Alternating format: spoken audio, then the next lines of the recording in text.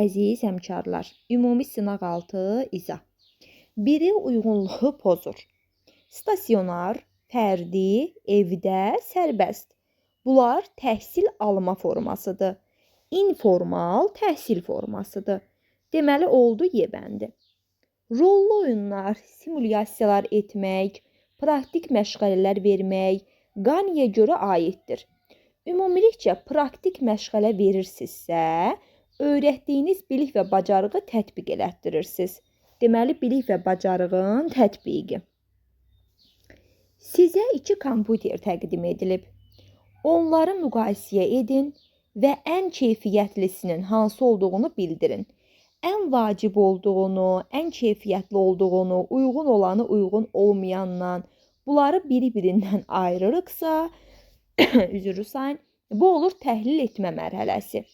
Bilik olaraq da konseptual bilikdir. Şagird anlayır ki, imtahana hazırlaşmasa nəticəsi aşağı olacaq.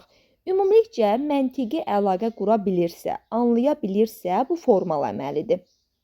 Və ümumi anlamadan özünə bir nəticə çıxarır ki, ümumi hazırlaşmasam, nəticəm aşağı olacaq. Ümumidən xüsusiyə gəlir. Bu da olur deduksiya. Formal əməli, deduksiya. Şagird videoya baxaraq dərzinin etdiyi kimi paltarlar tikir. Müşahidə edir, müşahidəni təkrarlayır. Gözü ilə gördüyünü təkrar edir. Bu nə idi? İmitasiya. Təlimata əsasən edirsə manipulyasiyadır. Tək başına edirsə dəqiqlikdir. Yaradıcılıq varsa artikulyasiyadır. Təşkil etmə də emosional taksonomiyanın növüdür. Düzdür ki, düzdür. Hazırki durumda adil haqlı kimi görünür. Lakin biz Arif tərəfdən də məsələyə baxmalıyıq. Baxın, bu hamıya önəm verir, hamını sevir. Məsələn, adil haqlıdır, amma Arifə də haqq vermək istəyir. Mülayim insandır, hamıya dəyər verir. Bu olur universal etik prinsip. Yəni, burada deyir, haqlı olmasına baxmayaraq hamını düşünmək lazımdır. Amilin internet üzərində bütün şəxsi məlumatları, kart hesabları oğurlanıb.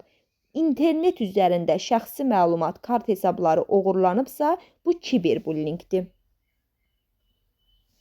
Uyğunsuzluğu müəyyən edin. Məzmun standartlarının mənimsənilməsinə yönələn fəaliyyətlərdir. Bu formativ qiymətləndirmədir. Fəaliyyətləri izləyir olmalıydı, orada üzülür sayın. Məzmun standartların mənimsənilməsinə yönələn fəaliyyətləri gündəlik şəkildə izləyirsə, bu formativdir, doğrudur. Şagirdləri biri-biri müqayisə etməyə yönəlmişdir. Biri-biri ilə müqayisə edirsə, bu summativ qiymətləndirmədir. Tapşırıq verib nəticəyə baxır. İstəyən proqramı daxildir PISA, bu səhvdir. 5 ildən bir keçirilir PISA, doğrudur. Risk tələb etmir, darıxdırıcı deyil, diaqnostik, bu da doğrudur. Heç bir riski yoxdur. Sadəcə şagirdin bölümü haqqında ümumi məlumatlarını ölçürsüz. Formativ qiymətləndirməyə aid olanları seçin. Təlim nəticələrinə uyğunluq doğru fikirdir, 1. Risk tələb edən qiymətləndirmə deyil, bu yanlış fikirdir. Qiymətləndirmə meyarlarının olması 1-i 3. Müəyyən edilən vaxt ərzində aparılır, yanlışdır. Qarşılıqlı və özünü qiymətləndirmənin təşkili 5. 1, 3, 5 B bəndi. Müzakirə strategiyalarına aid deyil. Refleksiya fəaliyyətdir, doğrudur. Şagirdləri refleksiya səsləyir, doğrudur. Burada şagirdlər öyrəndiklərindən özləri üçün məna çıxara bilir, doğrudur. Burada metakognitiv proseslər baş verir, doğrudur. Yaxşı tərtib olunan suallar qarşılıqlı inam, etimada əsaslanır, bu yanlış bir fikirdir. Müəllimin köməyi ilə robotun modelini kağızda çəkir, amma kiminsə köməyi ilə edir. Bunu şifahi şəkildə də edə bilər, yəni şifahi təlimatla, yazılı təlimatla da edə bilər. Bu olur manipulyasiya.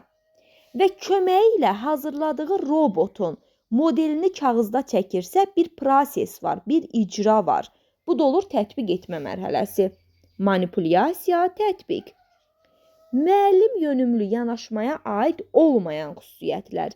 Biri var şagird yönümlü, biri var müəllim yönümlü.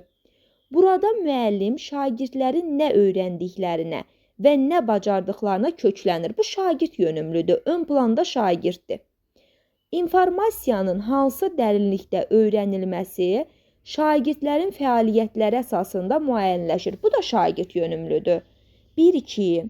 Müəllim üçün öyrənmə aktiv olur. Bu müəllim yönümlüdür. Ön planda müəllimdir.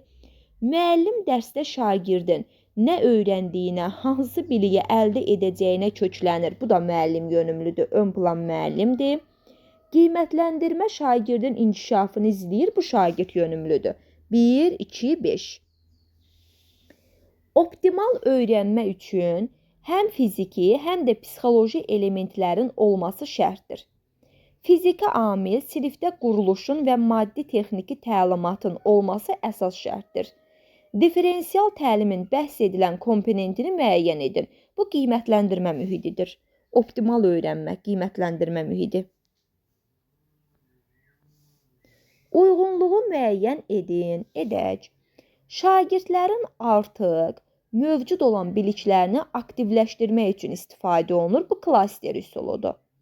Daha çox fərdi, qrup, cütlərlə. Düşün, fərdi, cütləş, bölüş, paylaş. Aktiv öyrənmə strategiyasıdır. Bu da qartopudur. Deməli oldu klaster, düşün, cütləş, bölüş, paylaş, bir də qartopu debəndi.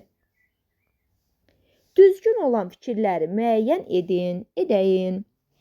Müəllim diaqnostik qiymətləndirmə vasitəsilə şagirdlərin bilik, bacarıq səviyyəsini təyin edir və daha sonra mövzuların çətinlik səviyyəsini müəyyənləşdirəcək hazırlıq səviyyəsi. Üzrlü sayın. Bax, bir doğru bir fikirdir.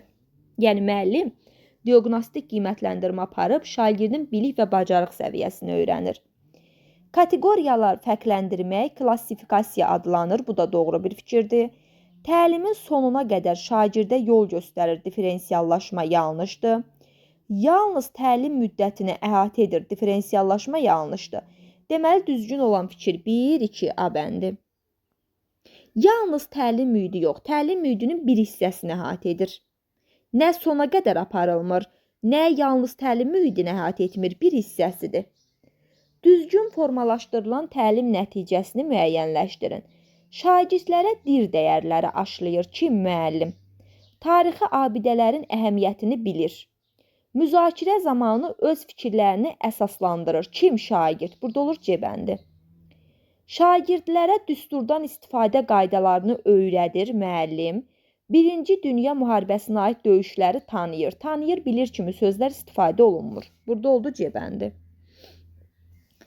Müəllim şagirdlərə yeni mövzu keçir və onlara bildirir ki, əgər birinin köməyə ehtiyacı varsa və sizdən kömək istəməsə belə ona öz köməyinizi təklif edin. Onu dəyərləndirin. Emosional taksonomiyanın dəyərləndirməsi ətraf mühitə, digər insanlara dəyər verməkdir. Bu olur dəyərləndirmə mərhələsi. İstənilən Azərbaycanca köçən, İsraildən Azərbaycana köçən Aliyo buradakı adət-ənənələrə hörmət edir və onlara əməl etməyə çalışır. Deməli, bu şəxsdə mədəni müxtəlifliyə hörmət səriştəsi var. Biri uyğunluğu pozur. Şagirdlərə mövzunu slaydla izah etmək qeyri-verbal düşünmə. Bu doğrudur. Şəkildən, çertyojdan, sxemdən, slayddan istifadə etmək qeyri-verbaldır. Əvvəllər istifadə edilməyən qaydalardan istifadə etmək divergent, aktiv insandır. Doğrudur. Arayır, axtarır, içindən bir şey çıxardır. Məntiqi, analoji, laboral sistemli düşünmə bilmək, analitik düşünmə. Bu da doğrudur. Ümumi təhsilin idarə edilməsi öyrədici, tərbiyə edici, inkişaf etdirici xarakter daşıyır. Bu dövlət standartlarına aiddir.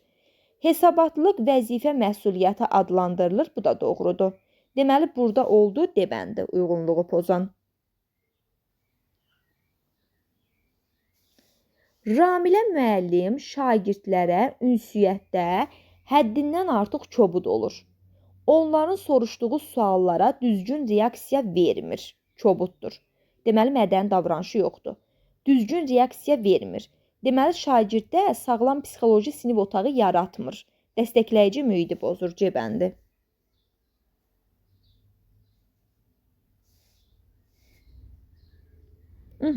Bütün suallarımız doğrudur.